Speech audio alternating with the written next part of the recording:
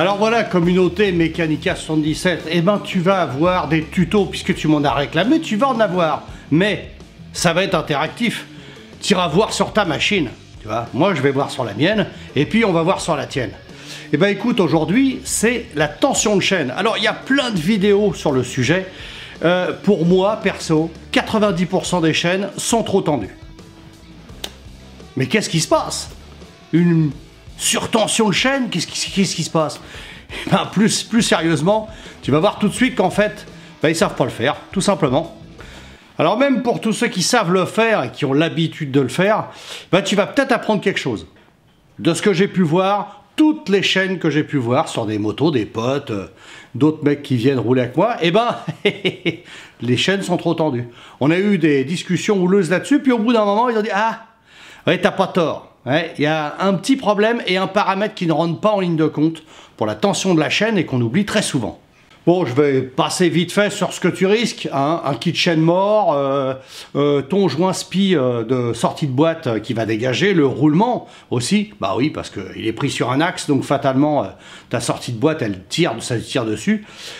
Tu as aussi ton amortisseur de couple dans ta roue arrière, avec les petits machins, ça, voilà. Et ben, en fait, ça, les petits caoutchoucs, là, ils risquent de s'écraser les uns contre les autres, et tu vas les flinguer. Une chaîne trop tendue, ça va te bousiller ton axe de roue arrière aussi, éventuellement. Et puis, très vite, tu vas changer ton kit chaîne complet. Entre parenthèses, je te le dis.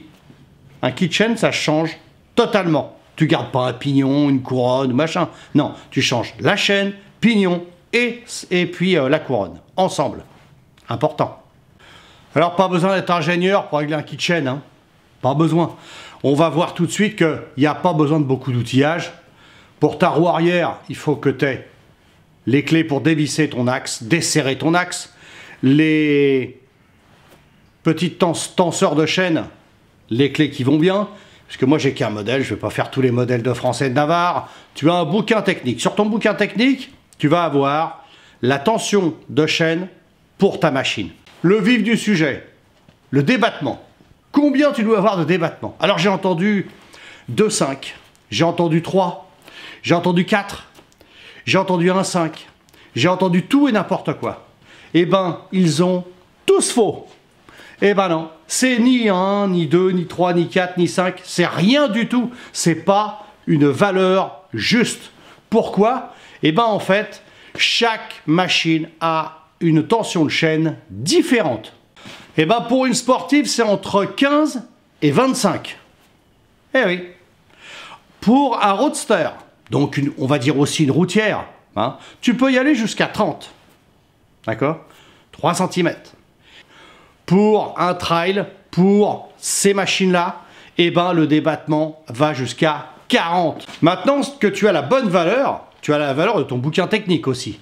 Ton modèle, il supportera 15, 25 ou 30. Peu importe.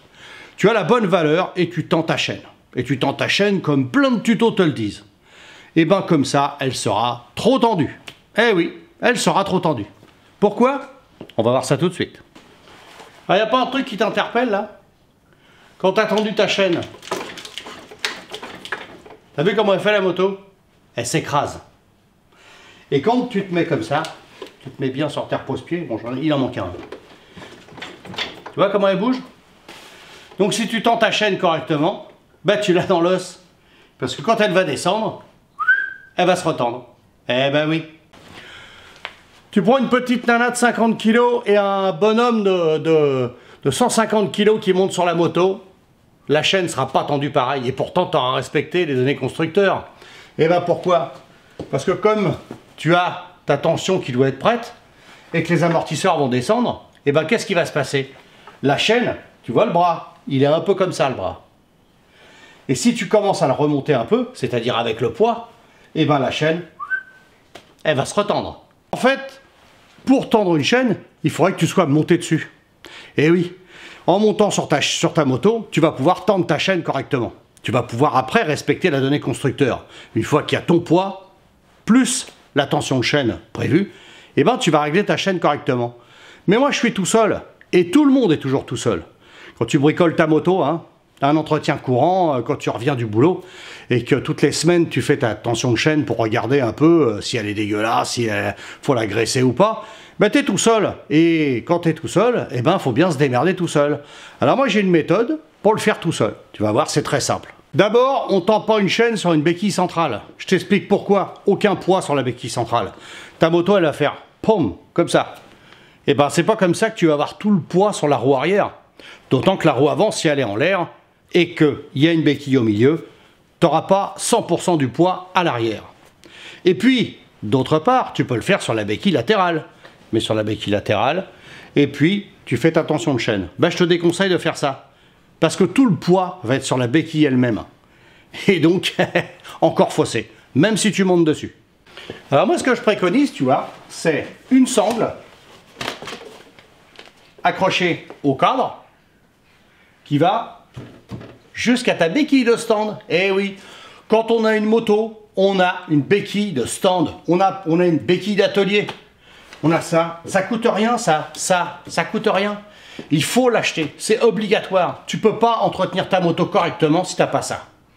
Déjà parce que faire tourner la roue, c'est plus facile que la moto en l'air sur ta béquille centrale. Hein. Quand tu veux le poids sur la moto, bah, tu peux pas. Là, tu es pris sur le bras oscillant. Tout le poids de la moto, il est là-dessus. Donc en fait, c'est comme si tu étais posé par terre. Donc partant de là, tu as ta sangle, d'accord ? Elle est accrochée à la béquille de stand et au ton cadre. Ce qui fait que quand tu tires dessus, il va descendre. Tu montes sur ta machine, tu prends tes deux petites sangles là, c'est sur ton cheval, toi, ça.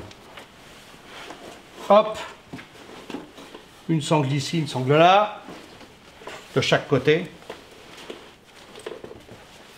Voilà, bon j'ai plus de repose-pied. Voilà, hop. Là, tu as bien tes deux sangles, ok?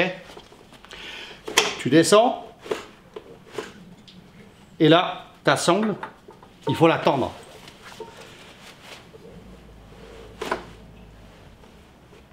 Tu vois, elle est tendue. Là, c'est tendu. Maintenant que tu as fait ça, elle est tendue la sangle. Et pourquoi elle est tendue? Parce qu'il y a ton poids dessus. Donc tu vas pouvoir mesurer ta tension de chaîne avec ton poids en plus. Et là tout de suite, tu vas pouvoir voir si c'est suffisant. Ensuite, tu as une distance à respecter. Alors j'ai entendu dans certains contrôles techniques, je suis mort de rire. Mais le mec à 10 cm de la couronne, là ici, il prenait la tension de la chaîne. Ah bah, elle devait être bien tendue les chaînes, hein, c'est sûr. Hein. À 10 cm de la couronne, je te laisse imaginer l'efficacité du contrôle, tu vois. N'importe quoi. Donc tu prends l'axe de ton pignon de sortie de boîte et l'axe de ta roue arrière. Tu arrives à une certaine cote à la moitié. D'accord? Et c'est là où tu vas prendre ta cote. Donc là, tu en es là. Tu prends ta chaîne, tu la descends au maximum, ok? Tu tiens ton réglet. Tu lèves ta chaîne à la moitié et là tu descends ton réglet. Et ici on a 2,5 pile poil avec la tension du pilote. Tu vois le problème des conneries qu'on entend?